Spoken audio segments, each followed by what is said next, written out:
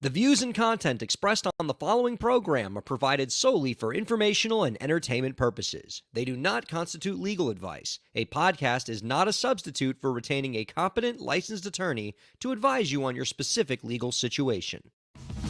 Break the business, play is work and work is play. Power into creators, have fun along the way. Break the business, doing what it takes.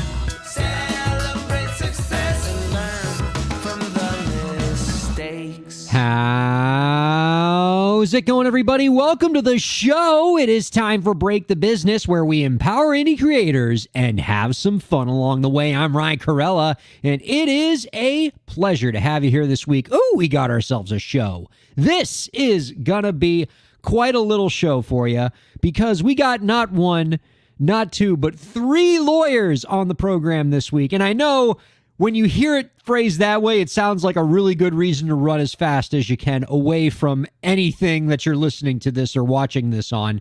But these are three lawyers you want to hear from for a couple reasons. One, you're going to hear from three lawyers, and I guarantee you not one of us is going to send you a bill. So you got that going for you.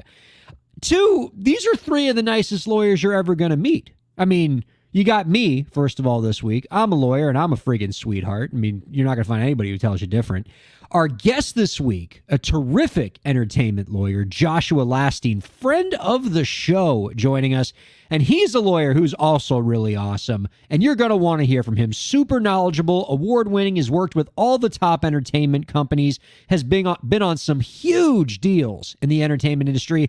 And I got a bunch of questions for him about the WGA strike and what's going on with SAG-AFTRA and whether they're going to join the strike and what AI means for the entertainment industry and for all this labor dispute. A lot of really important issues in entertainment law that we got to talk to Joshua Lastine about, and he's coming up a little bit later in the show. And perhaps best of all, our third lawyer that's joining us is our co-host this week, America's sweetheart, Zach Sloan is here. Hi, Zach. Ryan, it's funny you talk about me being a nice lawyer. Just the other day, I'm at the vet getting my dog taken care of, and who did I see but a former individual I used to litigate against, and we did not speak to each other. So I guarantee you some people do not like me. I find that hard to... I'll put it this way. I don't want to know somebody who doesn't think highly of Zach Sloan. I feel like if I was opposite Zach Sloan in some contentious litigation, even if I lost real bad, I'd still feel like, man, I'm glad I got to hang out with that guy. I appreciate that. That is not the experience of many lawyers I've worked with.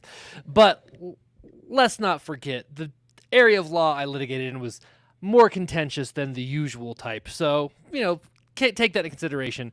That being said, I am trying to be nicer.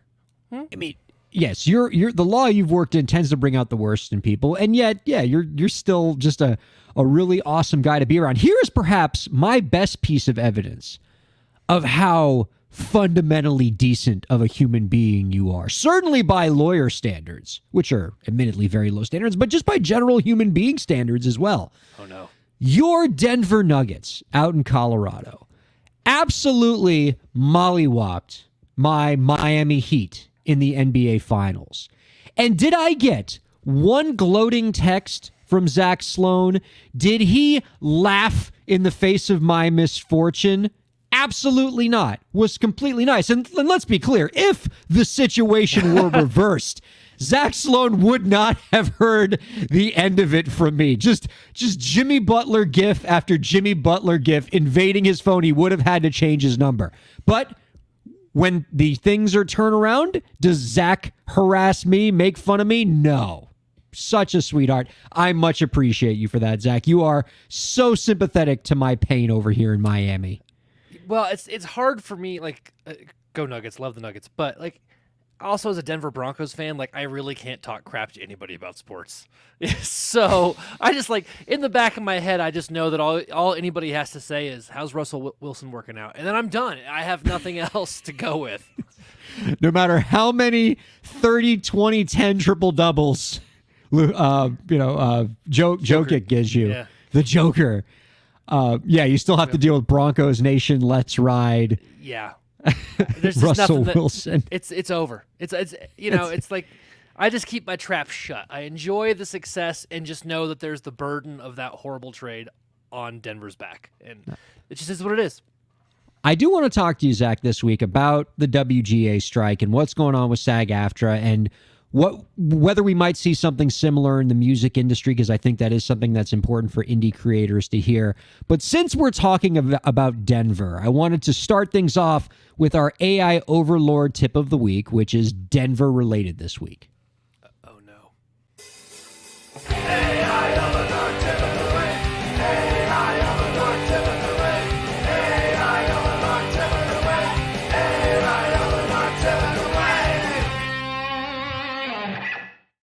Now, Zach, in honor of the conquest of your Denver Nuggets in the NBA Finals, just absolutely demolishing my dear Miami Heat, I tasked ChatGPT to write a piece of advice for us this week for indie creators about effective networking.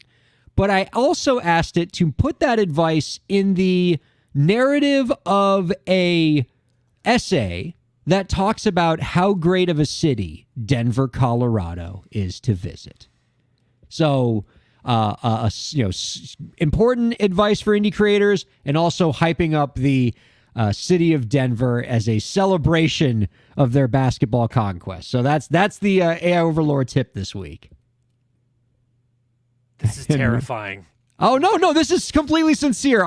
I swear this isn't like me gonna smack around Denver. First of all, how can you say anything negative about Denver if you wanted to? That Have place you is seen our crime delightful. statistics lately? I mean, Miami, hello. Well, that's true. When you live in Miami, you might not notice Denver, but the people of Denver are noticing Denver. Very good. All right. Well, that won't come up in this love letter to Denver.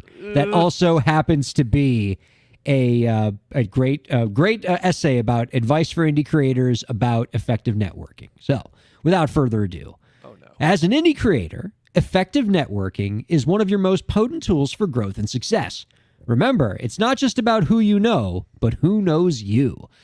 The relationships you build and the connections you make can open doors and create opportunities you've only dreamed of. And what better way to make those connections than in a city known for its creativity and innovation, Denver, Colorado.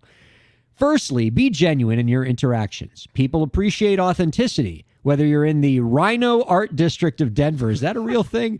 Known for its innovative street art and vibrant creative scene, or at a networking event in your local town. Genuine interest and enthusiasm often spark reciprocated interest and meaningful conversations. And don't underestimate the power of local events. Denver is a city that thrives on community gatherings and local events, such as the Denver Arts Festival, which draws hundreds of local and national artists each year. Events like these are perfect opportunities to meet like-minded individuals, collaborate on ideas, and expand your network. Attend local events, engage with participants, and never miss an opportunity to introduce yourself and your work. Active listening is a crucial networking skill. When engaging with others, whether it's at the famous Red Rocks Amphitheater just outside Denver, I knew Red Rocks was going to get in there somehow, or in a casual meetup. Remember, ChatGPT ran out of nice things to talk about in Denver. It had to start leaving Denver. Events like these are perfect opportunities to meet like-minded individuals, collaborate on ideas, and expand your network. So you should attend local events, engage with participants, and never miss an opportunity to introduce yourself and your work. Active listening is a crucial networking skill. When engaging with others, whether it's at the famous... I said that paragraph already. Just as Denver's stunning skyline is made up of diverse architectural styles, from the neoclassical Colorado State Capitol to the ultra-modern Denver Art Museum, remember that a diverse network is a strong network. Connect with people outside of your immediate field or specialty. A diverse network brings in different perspectives, ideas, and opportunities, and can help you think outside the box and innovate. Lastly, always follow up. The connections you make are the start of a relationship, and like any relationship, it requires nurturing. If you've exchanged contact information after a great conversation at Denver's Union Station, we're doing train stations now? Okay, it is cool. Make sure to follow up. A quick email or message can go a long way to show your interest and commitment in maintaining the relationship. Remember, networking is not a one-time event, but a continued process. So get out there, engage, listen, diversify, and always follow up. After all, the world, whether it's the creative scene in Denver or beyond, is your networking oyster. Happy connecting, indie creators. Zach, this wasn't even meant to slander Denver, but it just happened. When ChatGPT like runs out of nice things to say about Denver and starts hyping up Red Rocks and a train station, that's kind of rough. Okay, first of all, I've got a few comments. One, the Rhino Art District is amazing. And shameless plug time. If you need something to do Friday night, my band, Dear Marsha, hosting the Colorado's second annual Women Who Rock the Rockies event in the Rhino Art District on Friday at number 38. Come see our show. That's a real place. And the Rhino Art District is cool. Two, I love Denver. I love living in Colorado, but I grew up in New Mexico. Denver gets a lot of positive hype because the mountains are so beautiful. We're not in the mountains. We're close. We're not in them. And so that's why you got to start going to Red Rocks, because Denver is cool, but it's not like Miami cool. It's just not. See, I know Red Rocks is cool, and I think generally it is well respected as a music venue, right? Like there are a lot of musicians in the U.S. who dream of playing Red Rocks someday. However, I do think its coolness is slightly diminished because when I think like, and this is just like me doing it just being so YouTube oriented and everything.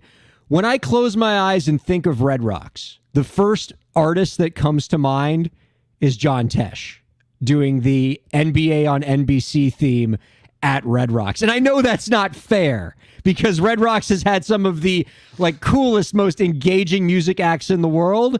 But I know I'm not alone in thinking like when you say word association with Red Rocks, dude, a lot of people are going John Tesh. I forgot about that, and then you brought that back into my psyche.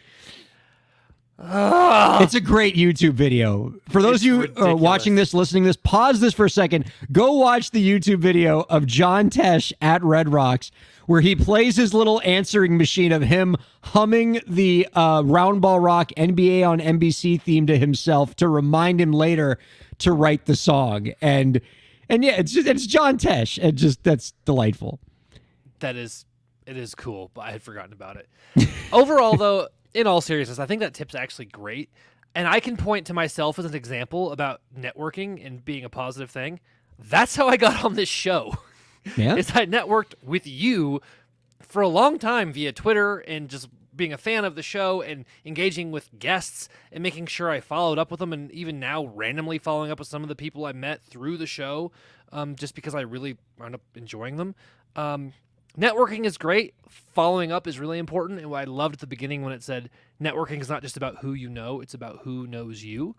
Because when people know you, they know you're a good person, they know you're a hard worker, they know you have a skill set, and then they need that, you're top of the mind. So as much as I love ChatGPT subtly taking digs at my city, I think overall they got it right.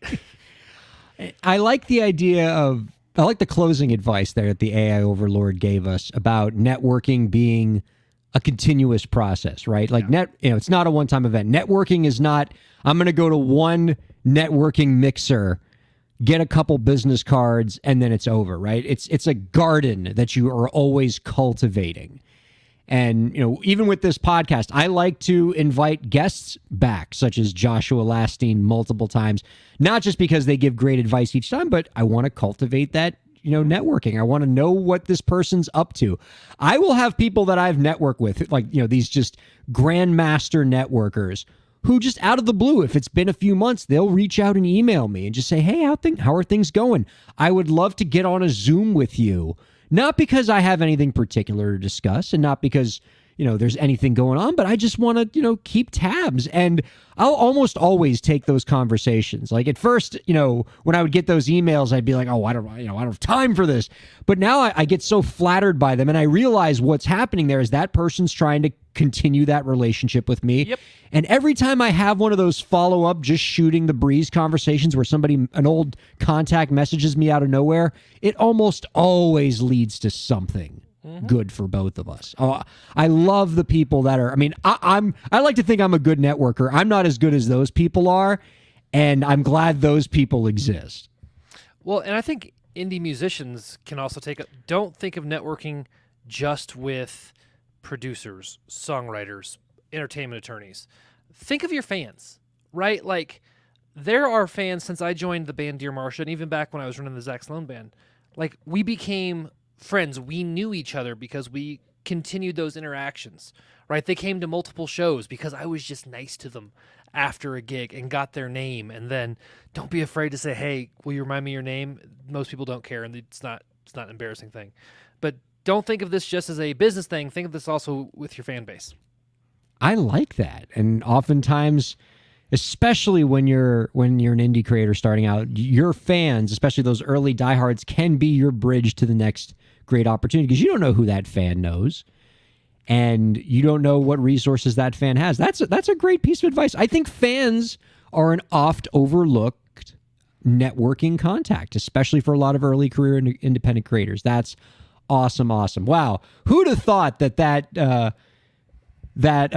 subtext dig by ChatGPT would turn out to be such a great conversation about networking.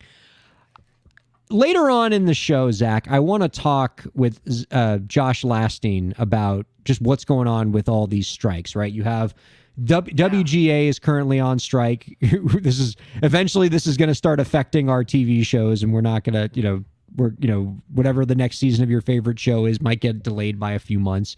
You're going to start to feel it at the cinema, and it might get even more pronounced because I think if SAG-AFTRA doesn't hammer out a deal by the end of this month, they're going to go on strike. And now you have these two very important unions of creative professionals who are engaged in a work stoppage. That's going to have a huge impact on Hollywood. And what I've seen in response to that is a pretty interesting kind of thought experiment by a lot of writers and creative professionals out there, which is we're seeing a lot of striking on the film and television side, right? You have the actors looking to go on strike. You have the writers already on strike. Could we see something similar in the music industry, right? Recording artists and songwriters, these are certainly populations that we would find to be quite burdened by record labels and publishing companies. This whole podcast was started on that notion, right? That, hey, these labels are and these publishing companies sure do treat musicians badly. Could collective bargaining, could a strike be a way for these creative professionals to get better deals? And recently in Rolling Stone, Ethan Millman wrote about a movement among songwriters to consider striking as a way to get better pay. Could songwriters strike the same way that TV and film writers are striking? And we're going to talk a little bit about this, but the short answer is there are some significant legal impediments that would prevent songwriters from striking the same way that film and TV writers can strike. And, you as a labor lawyer, Zach, know a lot about this. But before we talk about the law, I want to sort of go back to the article here and underscore why there is a need for this, because they interviewed some songwriters who talked about how tough it is out there to be a songwriter and how just uncertain and how little of a foundation you have. This is some pretty wild quotes here, right? This is from a songwriter named Cadence Krysiuk, who wrote in the article, to sort of underscore like what her daily life is like as a songwriter. She said, quote, "Somebody reaches out and says, 'Hey, we've got a great opportunity for you. It's not paid. There's no budget. But if you break this artist, you're going to be good. So you go to this session for free. You have to pay for your parking, for your food. You leave the session $50 broker than before, and you hope the artist likes the song enough to put it out, which could take 6 months to a year, 2 years, 3 years. If it gets released, you don't see statements on that song for a good 9 to 12 months. And unless it's number one on Billboard, that check won't even cover your rent. And that's the peak of the song. As it gets older, slowly the money goes down since it's not streaming as much. And you're like, damn, I can't even afford to get lunch. So that's the lifespan of a songwriter. You could see how that's a tough life. You don't know where your next check's coming from. You're putting up a lot of upfront time and financial investment to every creative project, and you don't know. You have no way of knowing if it's going to bear fruit. You don't know if the big time artist is going to pick up your song. If they do, you don't know if that song is going to be a hit, and you don't know how long it's going to be a hit. And so if there was ever an industry that could use some of these labor reforms that the WGA is fighting for on the film and television side, it is songwriters. The article talks about a bunch of reforms that songwriters would like to see, Zach, like, for example, songwriters getting paid a session fee for their work when they, before a song is released, getting their food and travel expenses covered, even getting a percentage of ownership on the master recording when a master is created.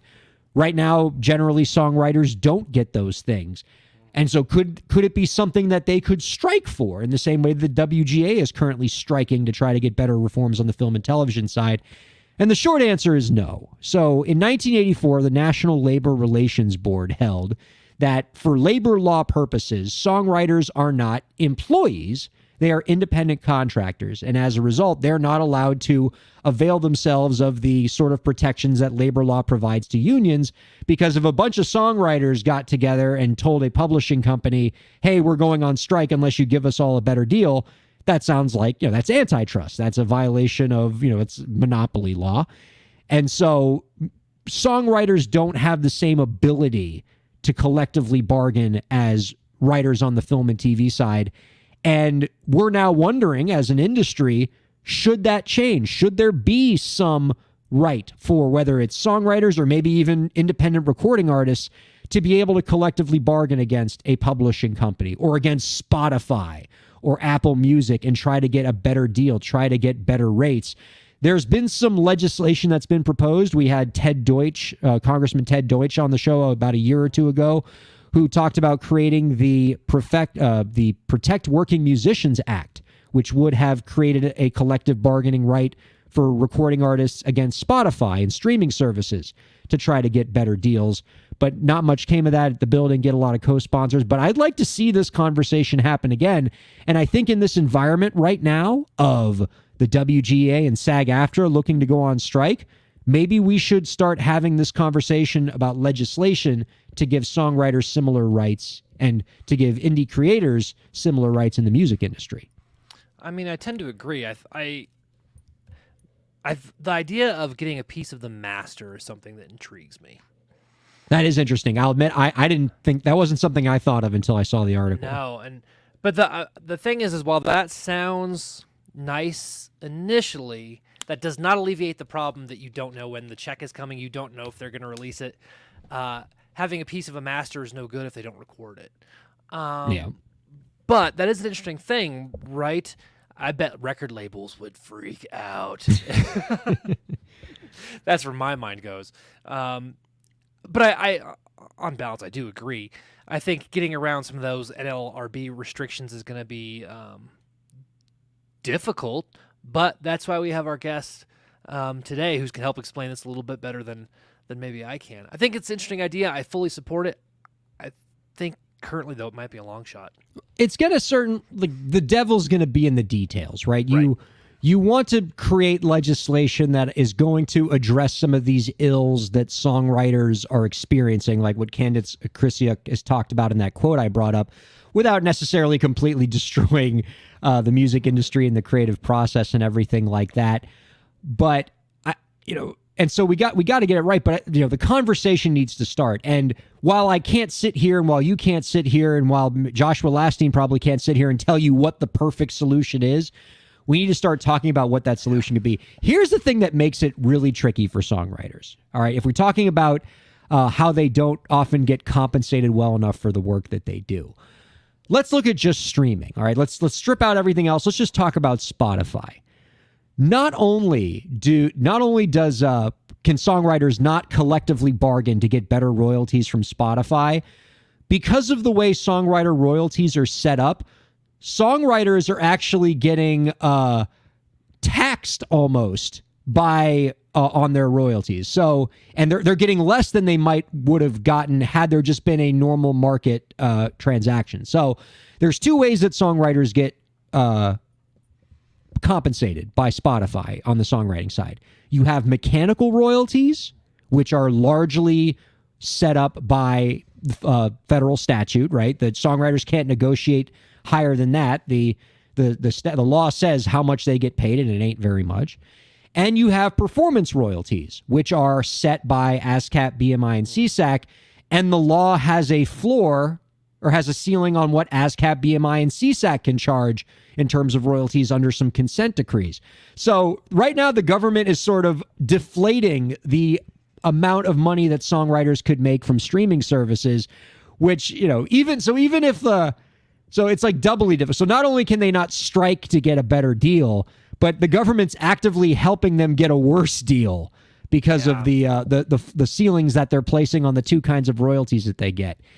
And, and we don't just see it in music side either. Like, wouldn't it be interesting if all of these Twitch streamers who we talk about on the show not getting a great deal by Twitch, what if they could collectively organize and go to Twitch and say, if you want to have all of us on your streaming service, you need to give us a better deal. You need to give us a higher percentage of the payouts. You need to, allow us more control over our channels, things like that. That's the kind of stuff that unionization can give you, except the law would likely not let streamers unionize against Twitch.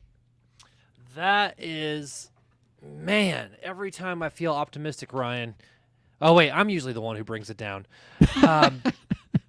No, and this is, what, we're going to go 3 months in a row of me complaining about capitalism, but this is what happens, right? Like, this is the situation that comes up because then the automatic response is, well, if you don't like Twitch, you should do it somewhere else. And then it's like, well, but Twitch is the place. It is the market, right? Just like if you don't like how much you're getting paid for YouTube videos, well, where else are you going to post them?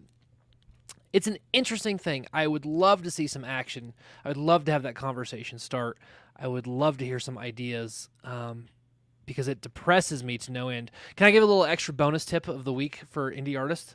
Always. Collect your performance royalties, people. What Ryan is talking about is a big deal. When you play a show, for the love of all that's holy, submit your set list to ASCAP, BMI, CSAC, whoever, and you get money for that. Like, people used to go, Zach, how come when you play acoustic shows, you only play your own material? Because I get paid for that. That's why I do it. Like, come on. People don't submit their own performance royalty statements. Like, you got to do it. It's better money than you think. I guarantee you it's more money than you'll make off Spotify. Well, let's get more foundational than that, Zach. I bet there's a lot of songwriters out there who are saying, what is ASCAP, BMI, and CSAC? Because they don't even have their PRO set up. Oh, and it's so easy. Yeah. Like, just here. I'm on ASCAP, whatever. Go to BMI. It's free. Their website walks you through how to do it. It's very easy. You set it up. You get your number so that whenever you're doing a split sheet, you put your ASCAP BMI, what is it, IPI number or something like that. You put that on there so everybody can track it, and then boom, it's seamless.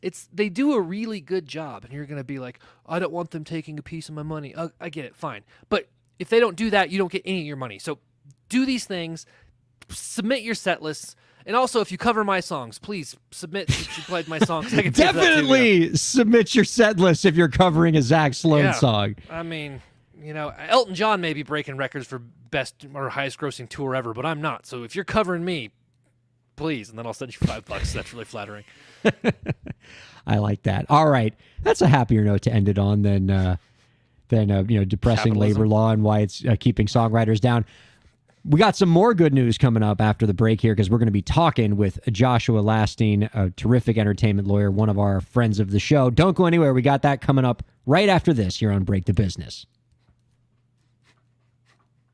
Ryan Kairalla here. I hope you're enjoying the show, and I hope that you're getting a lot out of it.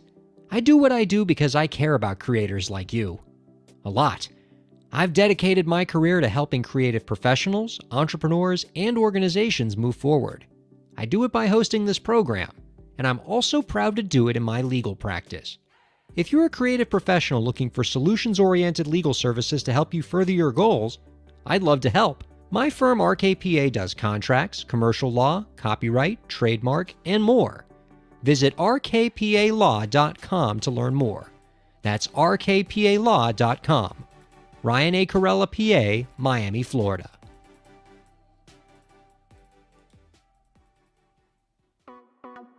Streaming services for Break the Business provided by LEK Entertainment. LEK Entertainment is a full-service entertainment company offering everything from consultations to full-scale events and productions, including audio and video productions, voiceovers, staged theatrical productions, script and music development, and streaming services. For more information, visit lekentertainment.com. LEK Entertainment wants to help you bring your story to life.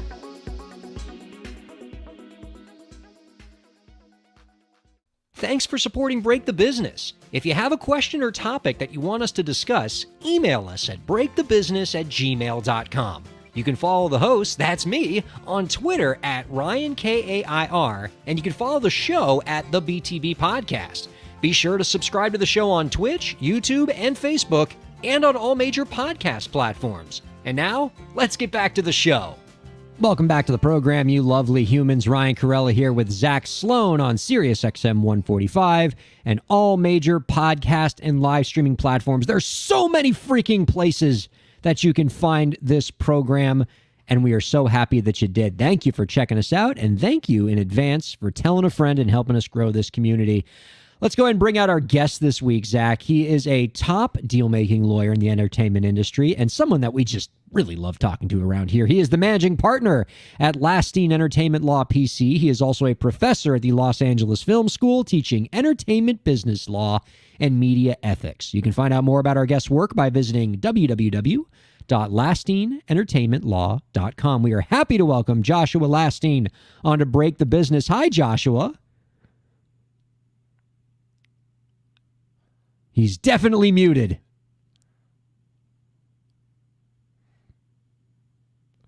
I can see him waving his hand. I don't know. Hey, sorry there about it is. that, guys. Technical difficulties. Hey, Ryan. Hey, Zach. My apologies. Not a problem. It is great to see you again. I see behind you, when I saw it when you got up earlier, the really cool chair you have behind you. Is that a gamer chair? Is Joshua Lastine a gamer? To comment. So I have two gamer chairs. Let me preface this. I'm not a gamer, but I love playing Pokemon. I have every single Pokemon game. I still play them to this day. I have the most recent one. So in that sense, I'm a gamer, if you want to call it that. But I have two of these gamer racer style chairs, and they are the most comfortable chairs for just generally working in that I've ever sat in. So not a gamer by profession or trade, but I have two of these chairs. Pokemon Joshua's gamers are right. absolutely gamers. Make no mistake. Yeah, that's awesome. We are And gamer inclusive around here. Yeah. Okay. And you're right about gamer chairs being. I'm amazed that when you go to high-profile law firms, that they don't just have the most comfortable chairs possible. Because if you're expecting somebody to bill, thousands of hours a year, give them a great chair. And I agree with you. Just you guys wait. Zach, Ryan, when I build my office here in LA, the new one, I'll invite you in. I'm going to get one of those like spaceship sit back chairs where they bring the screens right to you. Because we're in our chair. I'm in this chair 14 hours a day. So you got to be comfortable. I love that. Yes, I would very much like to tour your office and get like the whole. I just love the idea of like everyone at your office having the gamer chairs. And just, when break time comes, like everybody can just immediately get into a game of Call of Duty, like that episode of The Office. Yeah. I will admit, Josh, we're all lawyers around here, and on this show we tend to lean more music law, although we certainly love film and TV as well. And that's why we love talking to you, because you can give us that film and TV perspective. And the timing that we have you on is huge because film and TV law is a little busy at the moment. Especially with the WGA strike that's going on right now and potentially SAG-AFTRA joining in this strike. It could be very disruptive on film and television and the shows and programs and movies that we all watch. Can you give us a little bit of your assessment of where things are currently standing in the strike and how far apart the sides are? Yeah, Ryan. Things in Hollywood are looking pretty bleak at the moment.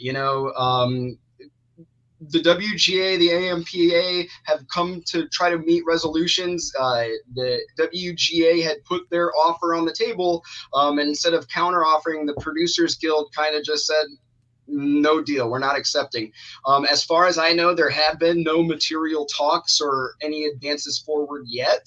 It is sort of, encouraging that the DGA came to an agreement almost right away to avoid a strike, but all eyes are on SAG right now. I think we're very much, looking towards June 30th as the date as the collective bargaining agreement for the Screen Actors Guild, SAG-AFTRA, is set to expire. The actors have already authorized a strike. So preemptively speaking, a lot of the productions that I've been working on have started to slow down. Phone calls have started to slow down. So the landscape or prospects of coming to a quick or speedy resolution aren't looking good. That being said, the last strike was 90 days, a significant amount of time, but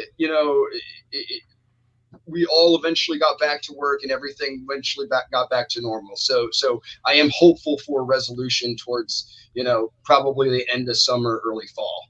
What are the biggest sticking points right now? Is it money? Is it AI? So I think AI is an existential threat, and I think it's a threat that the studios don't know how quite to address right now. And I think we're all start kind of figuring it out. I think that is a big sticking point, but I also think it is the money. In 6-7 years time, I started practicing in 2014. There was like 500 shows on television. Now there's upwards of 1,000 new original programming on television per year. Those are a number of new writers that have gotten, sort of jobs or staffed on shows. But the senior writers at top, there aren't 500 new showrunners for those 500 new shows.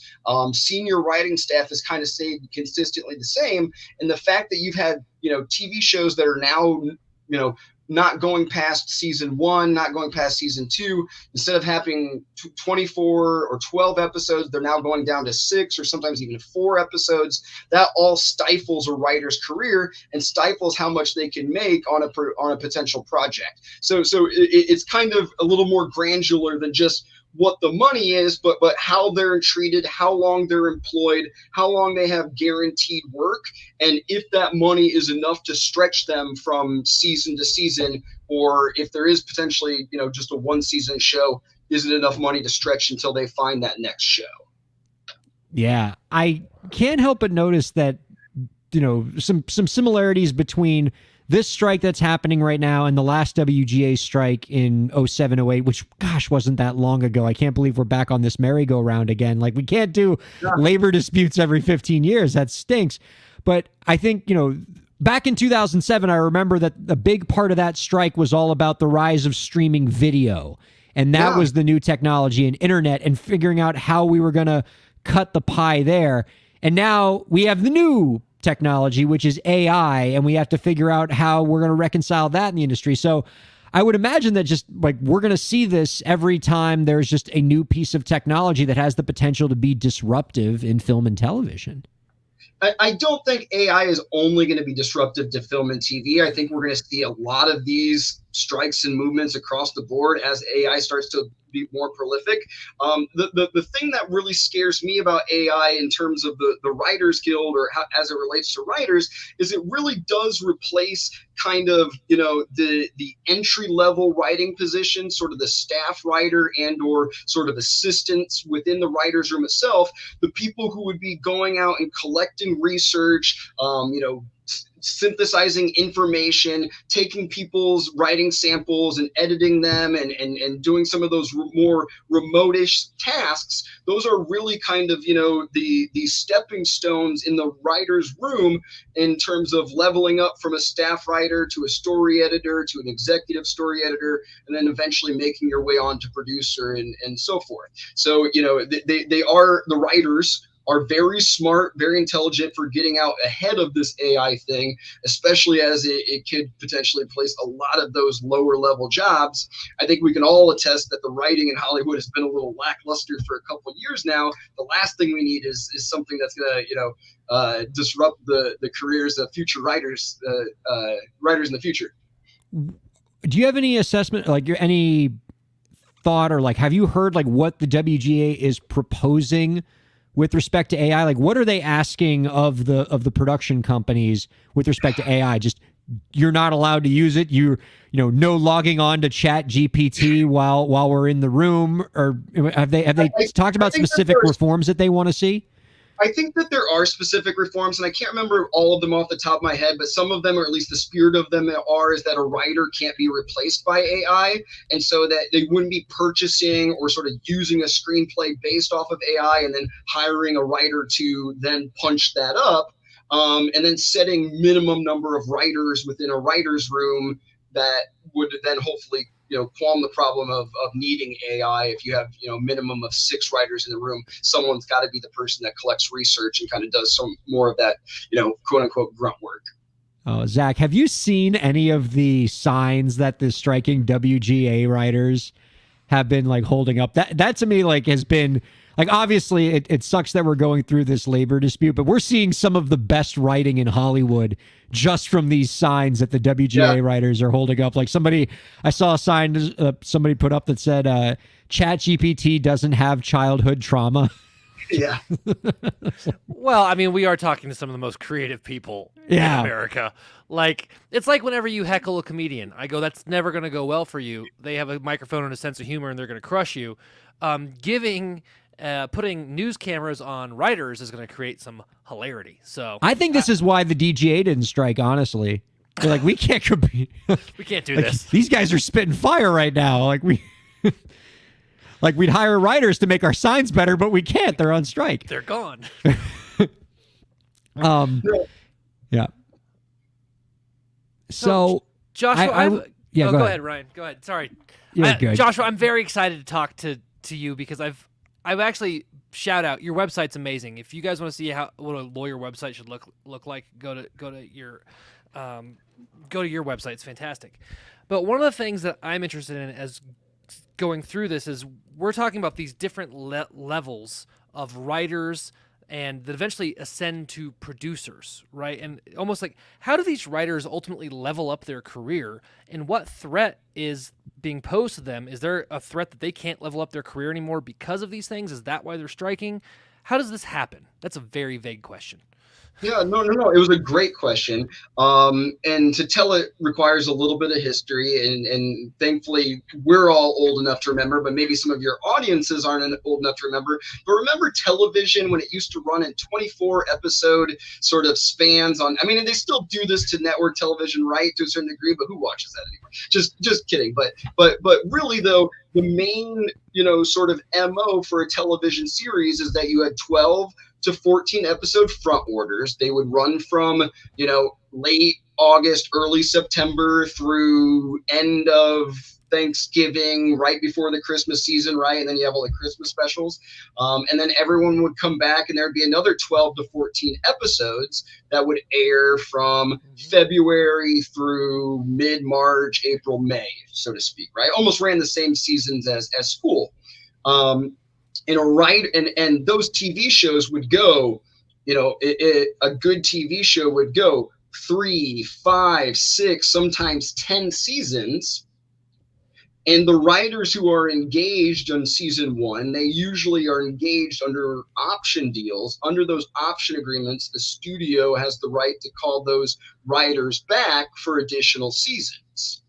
So under the old regime, when you had 24 episodes, 5, 6 seasons per show, a writer knew that they had a steady paying gig. They could hopefully at least hope that show is coming back and they have a steady gig from season to season, and that those 24 episodes, whether they're being paid on a weekly basis or paid on an episodic basis, the money from those 24 episodes would be enough to last them either till the next season, or if the show got canceled, it would give them enough buffer to go out and find a new show. That's under the old way of doing things. Now, when shows are only one season, you may hire a staff writer for that one show, and it may be that one show that the writer ever works on. They may not be able to go out and do another show if they were hired to write for a very particular style of show. And, luck of the draw, they just can't move on. Or even if they can move on, they're not maybe necessarily moving on to a higher level position. They're not being sort of promoted. They're just being engaged at the same level. And so again, kind of under the old regime, under the old option agreements, it was at least assumed that if the studio brought you back for those additional seasons, you would be sort of elevated in your title. Your deal would go from a staff writer in year 1 to a story editor in year 2 to an executive story editor in year 3. Oh, Zach, Now- Josh. Yeah, sorry, go ahead. Dude.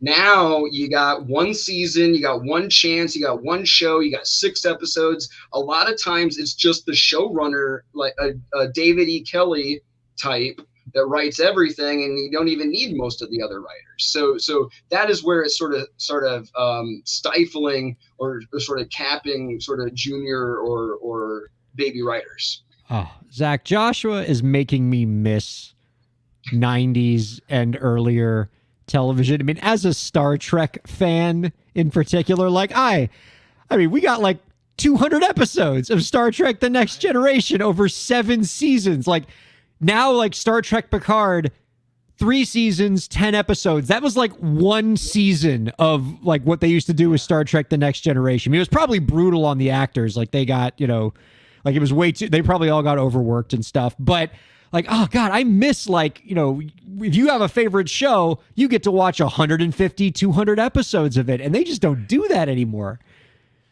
Is that a product of there being so many shows that, I mean, to me, this seems analogous to the record industry, right? Like when you have a million bands, they're looking for the big hit, and they're not going to roll the dice on multiple episodes or multiple seasons unless something just crushes. Like unless you're Stranger Things, you're gone. Is that the environment we're living in right now? Yeah, very much so. And even if it does crush it, there are other thoughts and other metrics. If it does really well in the United States, that's great. But, Netflix has topped out its subscriber growth in the United States. Does it play well in Brazil? Does it play well in India? Because those are going to be ancillary revenue streams and or more subscriptions for the particular service. So yeah, it is about them trying to find, the budgets have ballooned. The budgets have skyrocketed and have gone up so much that they really kind of have to hit them out of the park. And they're trying, to bring in a lot of this too is motion picture people coming over and doing television. We now have Tim Burton, doing TV. Right. Yeah. That it's more competitive than it's ever been. Wow. It's definitely wild. And obviously we see the parallels and just sort of the cause and effect between these labor disputes and, the way that these different stakeholder groups have to interact with each other and the difference it makes in terms of the tangible product that we all see in film and television. Like you can draw a line between these labor disputes and the labor relations and just the state of, industry consolidation to why seasons are only 8 to 13 episodes, why your favorite show is only on the air for 2 seasons. And maybe I saw a commenter wrote this just now where a show might get pulled after its 2nd season, not because people don't love it, but just because the streaming service doesn't want to pay for that 4th and 5th season that are going to be more expensive because of the contract they negotiated or the union provisions that are in there. Or what we're seeing now with is it HBO or Max or whatever they're calling it, where you're seeing the platform actually take catalog shows off of the streaming service, like shows that the show's already done. They're not even making new episodes, but you can't even watch those old episodes because they're taking them off the service because they don't want to have to pay the residuals and the royalties that would come to all those writers groups and everything else. Like, I find a lot of that problematic, and it does seem to get in the way of what could be a much more enjoyable film and TV experience for fans. Yeah, and I always say, if you want to be the next Netflix, you want to beat Netflix, you want to beat Amazon, you want to beat Apple, everyone's going to have their own silos of content. Everyone's going to have their own monopolies of IP. If you want to watch Game of Thrones, you got to go to HBO, right? If you want to watch Marvel, you got to go to Disney. not one of those competitors is going to have a leg up really from one another. It's really about building a better mousetrap and getting consumers to have the best experience with your entertainment product. They're the ones that are going to eke out ahead. Without a doubt. So let's drift from labor disputes and everything, because that's, it's important, but I think it's making us all a little depressed. I do want to talk to you about a subject area that I know you love to talk about, and I think is useful for our audience of independent creators to hear about. You've often led sessions on this idea of how to ask for more and not be a jerk about it. Yeah, I see Zach pointing. Like Zach Every saw musician, this topic. Pay attention. Yeah, because indie creators and those who work with them, like, we're often plagued with this reluctance to want to ask for more, to fight for every ounce of what we're worth. Like, we don't want to make waves. We don't want to bother people. We want to stay in the game, and we don't want people to think, oh, this person's too much of a problem. We're just going to get rid of them and find somebody who's going to make fewer waves. But you speak a lot on this idea of how you can ask for more while still being somebody that people want to have in the room. Can you tell us about this? Yeah, and I'll tell it by kind of giving you an anecdote.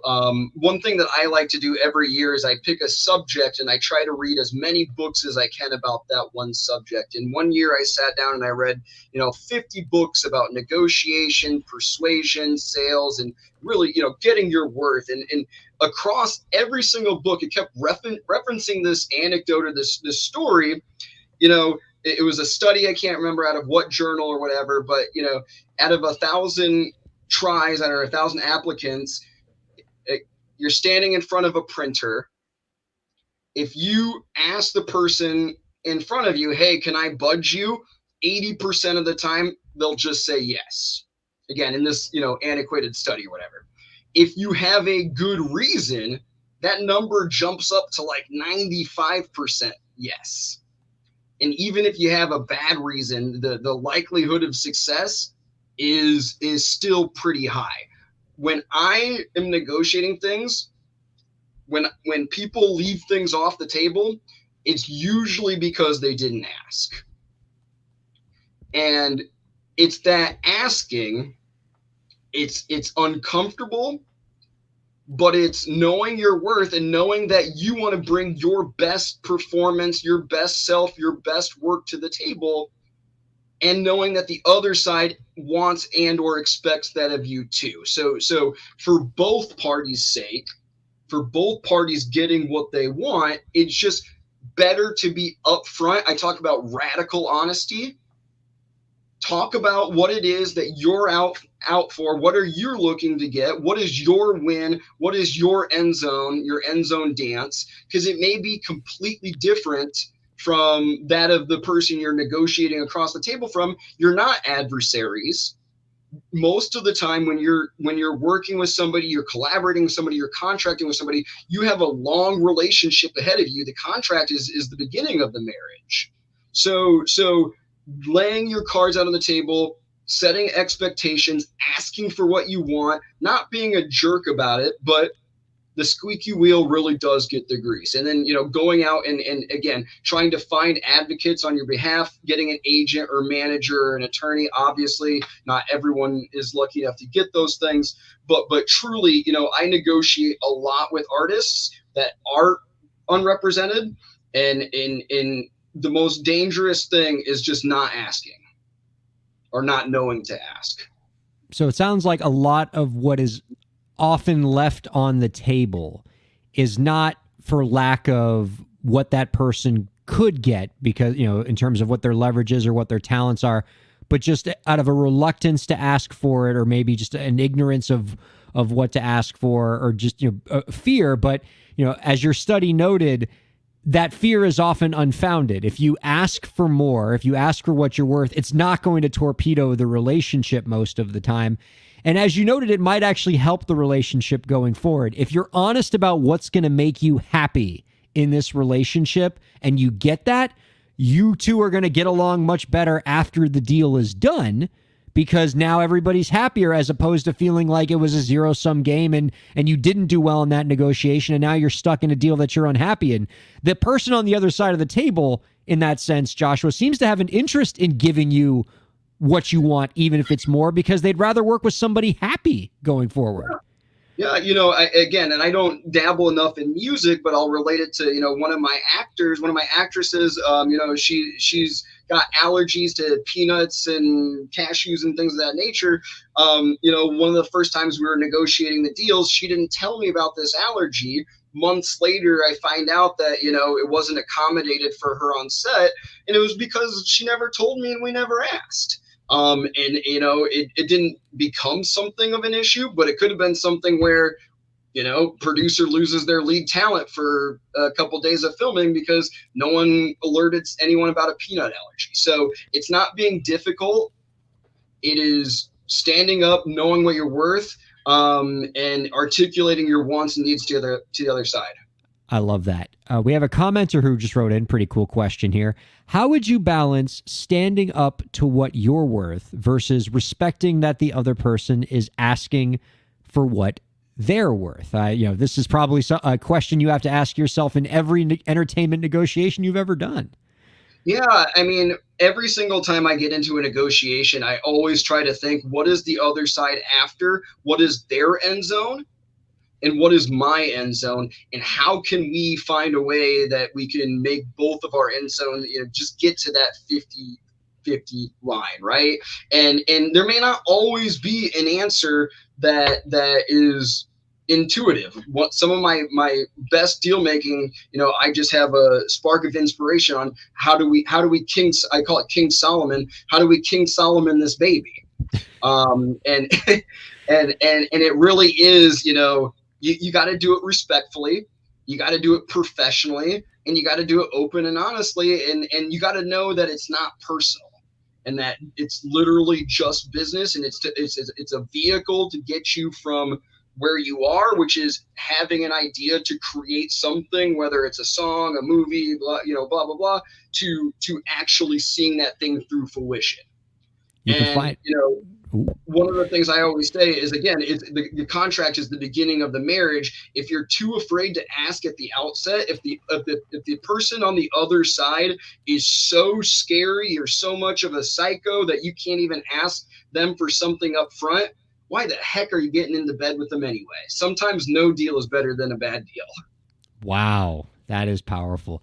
You can find out more about our guest's work by visiting LasteenEntertainmentLaw.com. Our guest has been entertainment industry lawyer and professor Joshua Lasteen. We always learn so much from having him on the show, and we hope that there's a lot more of these appearances going forward, because we really love chatting with you.